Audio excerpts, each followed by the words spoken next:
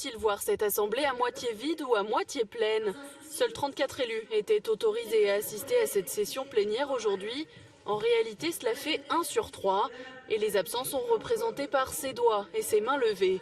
Les masques de sécurité ne passent pas inaperçus.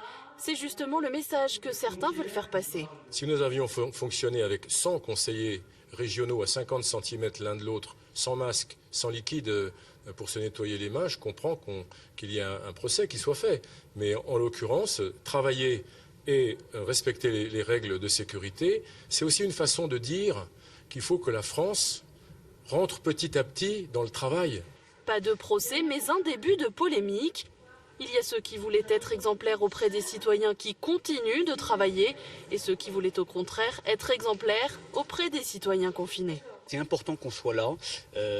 Tous les travailleurs aujourd'hui sont sollicités, en tout cas ceux qui sont utiles donc, à l'activité économique essentielle. La démocratie ne doit pas être confinée, la démocratie ne doit pas rester chez elle. Donc... Nous avions les moyens de faire autrement et de statuer et donc de permettre aussi à la région de prendre des décisions politiques pour soutenir l'activité, parce que c'est l'argument qui est donné en face. Si on ne s'était pas réunis, on n'aurait pas pu. Si, bien entendu, on aurait très bien pu prendre les mêmes délibérations en visio. D'autres régions ont-elles fait le choix des visioconférences?